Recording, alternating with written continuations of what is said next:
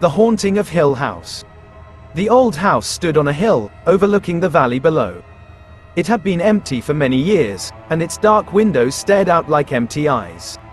The house was called Hill House, and it had a reputation for being haunted. Some people said that it was the home of a ghost, while others said that it was cursed. One day, a group of people came to Hill House. They were a family of 5, a husband, a wife, and their 3 children. They were all interested in the paranormal, and they wanted to see if Hill House was really haunted. The family stayed in the house for a week. During that time, they experienced many strange things. They heard footsteps in the hallway when no one was there. They saw doors open and close by themselves. And they even saw a figure standing at the end of their bed one night. The family was scared, but they also felt a sense of excitement. They were determined to find out what was haunting Hill House. One night, the husband and wife were awakened by a noise. They went downstairs to investigate, and they found their daughter, Nell, standing in the hallway. She was crying, and she said that she had seen a ghost. The husband and wife took Nell back to bed, but they couldn't shake the feeling that something was wrong. They decided to leave Hill House the next day. As they were packing their things, they heard a loud crash. They ran to the living room, and they saw that the front door had been smashed open. The family knew that they had to get out of Hill House, but they were afraid to leave Nell alone. They decided to take her with them, even though she was still crying and saying that she didn't want to go. The family ran out of the house, and they didn't look back. They drove away as fast as they could, and they never went back to Hill House. The family never forgot what happened at Hill House. They knew that they had experienced something real, and they were all changed by it. The husband and wife became more skeptical about the paranormal, but they also became more protective of their children. Nell never forgot what she saw that night, and she continued to have nightmares about Hill House for many years.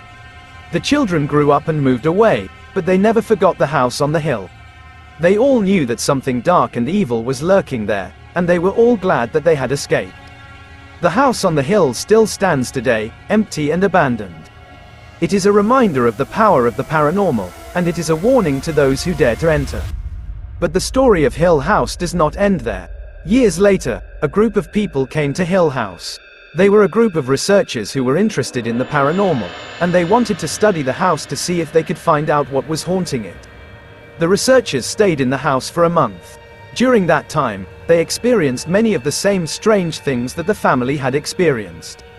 They heard footsteps, saw doors open and close by themselves, and even saw a figure standing at the end of their bed one night. The researchers were also affected by the house in a different way. They began to have nightmares, and they started to feel like they were being watched. One of the researchers, a woman named Theodora, was the most affected by the house. She began to have visions of the past, and she saw the ghosts of the people who had died in the house.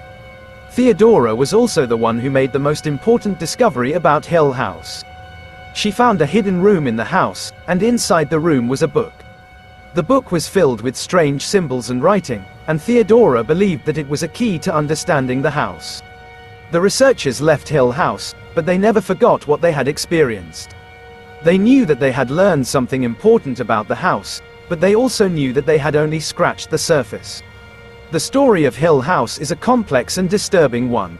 It is a story about the power of the paranormal, the dark side of human nature, and the mysteries of the human mind. It is a story that will stay with you long after you finish reading it. Here are some additional details about the characters and the story. The husband and wife are named Hugh and Olivia Crane. They are both writers, and they have 3 children, Shirley, Theodora, and Luke. Shirley is the oldest child. She is a practical and organized person, and she is often the voice of reason in the family. Theodora is the middle.